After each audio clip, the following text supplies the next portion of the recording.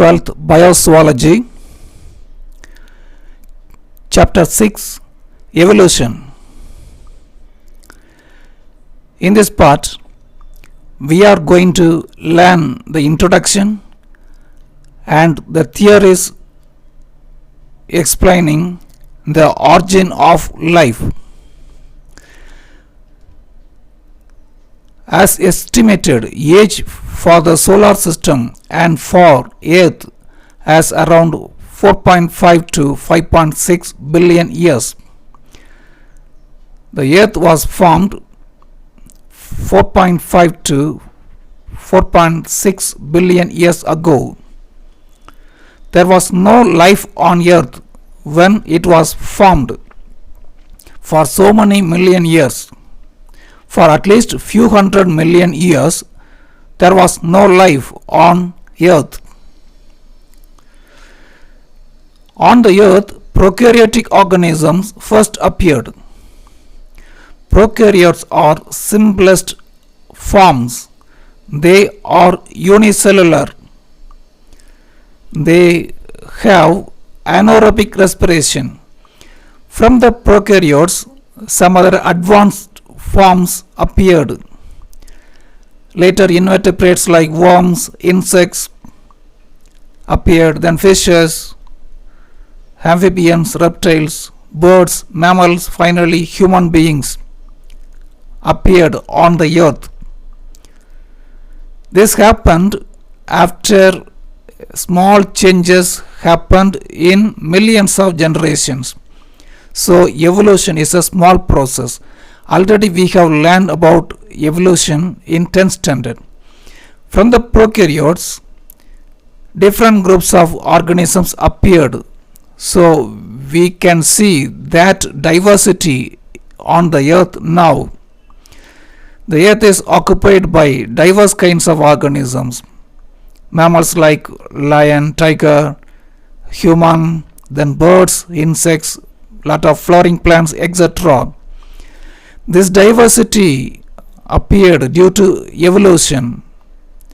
Evolution is a slow process. It will take millions of years.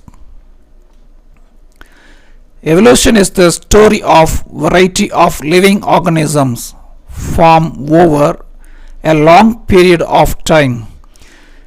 The earth has diversity of living organisms. This diversity appeared over millions of years. The evolution is the story about the variety of living organisms, that is diversity.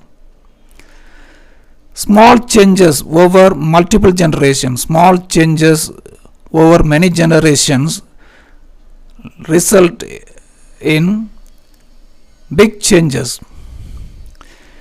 We can find changes of organisms from one generation to another generation. Little changes we can see between one generation and another generation. But accumulation of this kind of changes for millions of generations results in big changes that lead to new organisms or new species.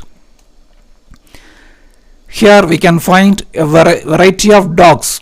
They show small differences among themselves. All are dogs. They differ in their size, color, ears, mouth. Some do not look like dogs, but all come under same species because they can reproduce among themselves. They show small changes. After several generations, thousands and millions of generations, if they develop more changes, there is possibility for the evolution of a new species. What is evolution? Evolution is heritable changes in one or more characteristics of a population. Heritable changes, the changes which pass from one generation to another generation. This kind of changes occur in population of species, a group of members in a species from one generation to another generation. For so many generations these changes occur. that results in evolution. Evolution is a slow process. It is a long process. These characteristics are carried by genes from parents to offsprings. The genes carry the characters, the changes from one generation to another generation. This kind of heritable changes, when a change does not pass from one generation to another generation, that cannot support evolution. Heritable changes support the process evolution. Many theories have been proposed to explain the origin of life. We have understood what is evolution, but we must know how the first life appeared on the earth. There were many theories to explain the origin of life on earth. The special creation theory. According to this theory, God created the universe, the plants and animals. It is based on religious belief. Different religions have their own belief about the creation of the earth and plants and animals. Theory of spontaneous generation. It is called as abiogenesis. Living organisms originated from non-living materials. This theory, according to this theory, living organisms appeared from non-living material. The term abiogenesis was coined by Thomas Huxley. Big Bang theory explains the origin of universe. It is the idea that the universe began as just a single point, like a rapidly expanding balloon. If we blow air, the balloon expands. When the balloon expands suddenly, how it will be? In that manner, the single point swelled, expanded from a size smaller than an electron. From the smaller size to bigger size, the single point expanded. That resulted in explosion, sudden explosion. That is Big Bang. The explosion expelled out various components of the universe. The explosion expelled out the galaxies of the universe, including the earth. When the earth was formed, there was no life on the earth. There was no oxygen. Then what were there on the surface of the earth? Water, methane, ammonia, hydrogen were there on the surface of the earth. But the temperature was very high. The temperature of the earth was extremely high. Later, due to the activity of UV rays from sun, the water molecules split into hydrogen and oxygen. In the same time, the temperature got reduced. Temperature cooled. Water vapors condensed to form rain. The rain water accumulates in the depressions. Rainwater filled all the depressions to form water bodies. So this is something related to chemical evolution. Here the UV ray stimulated the chemical reactions. Then the methane ammonia combined with oxygen to form carbon dioxide and other gases. Theory of chemical evolution. So before the appearance of first life on earth, the chemicals appeared. In the beginning there was no organic substances, only inorganic substances were there on the earth. Organic substances were formed. The organic substances combine and form the life. This is about chemical evolution. Inorganic substances and physical forces such as lightning, UV radiation, volcanic activities supported the primitive organism. Primitive organisms appeared from inorganic substances due to the physical forces such as lightning, UV radiations. The lightning, UV radiations supported chemical reactions. Inorganic molecules combine due to chemical reactions and form simple organic molecules like sugars, amino acids. Then these organic molecules combine and form proteins and complex carbohydrates.